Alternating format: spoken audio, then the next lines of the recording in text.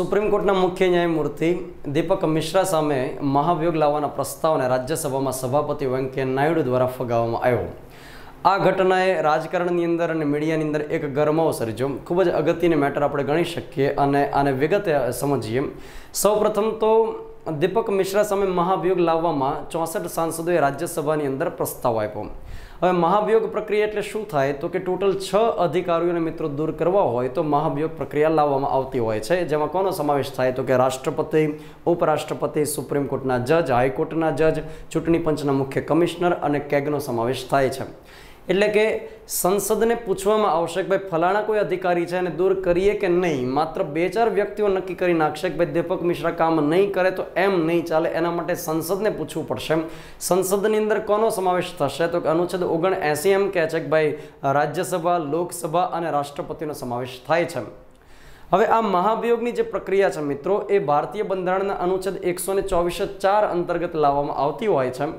અને જો લોકસભાની અંદર પ્રક્રિયા શરૂ કરવી હોય તો 100 સભ્યોનું સમર્થન જોઈએ, પહેલ કરવી પડશે। અને રાજ્યસભાની અંદર જો પહેલ કરવી હોય તો 50 સાંસદોનું સમર્થન ત્યાં આગળ જોશે।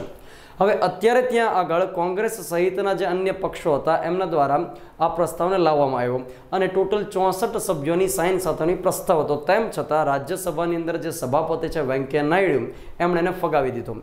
શું કારણ આપ્યું ફગાવવા પાછળનું તો કે દીપક મિશ્રા સામેના જે આક્ષેપ છે એમની પાછળ કોઈ પુરાવા મળતા નથી કે એકદમ પાયાવિહોણા આક્ષેપો છે અને આ પ્રક્રિયાને શરૂ કરવા માટે એવા ઠોસ સબૂત મળતા નથી। હવે 50 સભ્યોની સાઇન હોય તો આ પ્રસ્તાવને લાવી શકાતો હોય છે, પરંતુ અહીંયા આગળ 64 સભ્યો હતા અને તેમ છતાં વેંકૈયા નાયડુ દ્વારા એને ફગાવી દેવામાં આવ્યો અને એ કારણસર આ જે આખો માહોલ છે એ આખો રાજકીય બની ગયો છે। તો વેંકૈયા નાયડુ જે રાજ્યસભાની અંદર ઉપરાષ્ટ્રપતિ અને સભાપતિ છે, અનુચ્છેદ નંબર 63 અને 64 અંતર્ગત ઉપરાષ્ટ્રપતિનું પદ જોવા મળે છે। ઉપરાષ્ટ્રપતિ હોદ્દાની રૂએ રાજ્યસભાના સભાપતિ કહેવાતા હોય છે। તો વેંકૈયા નાયડુ અગાઉ શહેરી વિકાસ મંત્રાલય સંભાળતા હતા અને ત્યાર પછી ચૂંટણી દ્વારા ઉપરાષ્ટ્રપતિ બનાવવામાં આવ્યા। હવે આ મહાભિયોગ શા માટે લાવવામાં આવ્યો હતો તો મહાભિયોગ લાવવા પાછળનું કારણ હતું BH લોહિયાનું મૃત્યુ। મિત્રો BH લોહિયા એટલે કે બ્રિજ ગોપાલ હરકિશન લોહિયા, તેમનું 48 વર્ષની ઉંમરે મૃત્યુ થયું, જે પોતે મુંબઈની હાઈકોર્ટના પૂર્વ જજ હતા, તો એમનું મૃત્યુ થયું। હવે એમનું જે મૃત્યુ છે એમની પાછળ ઘણા બધા ક્વેશ્ચન્સ ઊભા થયેલા એ સમયે અને વિરોધ પક્ષ દ્વારા ઘણી બધી વખત પિટિશન્સ પણ ફાઇલ કરેલી કે ભાઈ એમનું જે મૃત્યુ થયું એ રહસ્યમય રીતે થયેલું છે અને એને એ કેસને આખો રીઓપન કરાવવામાં આવે એ પ્રકારની ડિમાન્ડ પણ થયેલી। હવે એ પોતે BH લોહિયા છે એ અમિત શાહ સામેનો જે એક કેસ ચાલતો સોહરાબુદ્દીન એન્કાઉન્ટર કેસ, તો એ પોતે સંભાળતા હતા અને એ દરમિયાન એમનું મૃત્યુ થયું। એટલે વિરોધ પક્ષ દ્વારા આક્ષેપ લગાવવામાં આવેલા કે ભાઈ આમનું મૃત્યુ છે એ રહસ્યમય સંજોગોમાં થયેલું છે।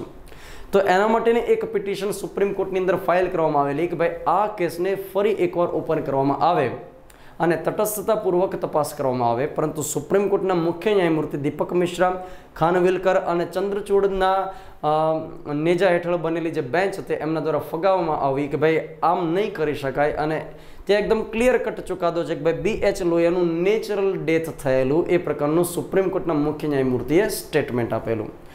તો વિરોધ પક્ષ દ્વારા એવું માનવામાં આવ્યું કે અહીંયા આગળ તટસ્થતા જળવાતી નથી અને એ કારણસર દીપક મિશ્રા સામે મહાભિયોગ રાજ્યસભામાં લાવવામાં આવેલો।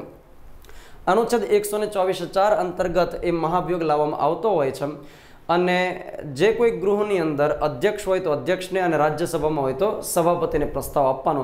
જો એ પ્રસ્તાવનો સ્વીકાર થાય તો ત્યાર પછી 3 સભ્યોની બનેલી એક કમિટીનું ગઠન કરવામાં આવે, જેમાં એક સુપ્રીમ કોર્ટના જજ હશે, એક હાઈકોર્ટના જજ હશે અને એક નિષ્ણાત વ્યક્તિનો સમાવેશ થાય છે।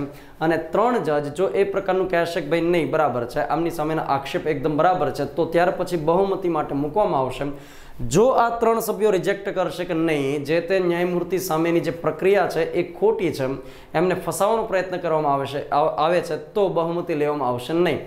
બહુમતી કઈ રીતે લેવાની રહેશે તો કે બંને ગૃહોની અંદર 2/3 વોટિંગ કરવામાં આવશે અને જો એ પસાર થઈ જાય તો રાષ્ટ્રપતિની મંજૂરીથી એ પોતાનો પદ ત્યાગ કરી દેશે।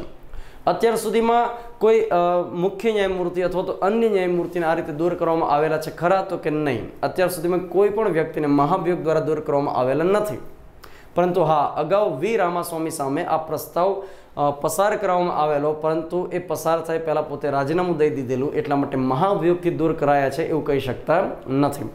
સુપ્રીમ કોર્ટ અંગે જો અન્ય આપણે વિગત મિત્રો મેળવીએ આ ટોપિકની સાથોસાથ, તો સુપ્રીમ કોર્ટ કે જે 28 જાન્યુઆરી 1950ના રોજ નવા રંગરૂપ સાથે એની સ્થાપના થયેલી અને તેના પ્રથમ સુપ્રીમ કોર્ટના જજ હરિલાલ કણિયા હતા.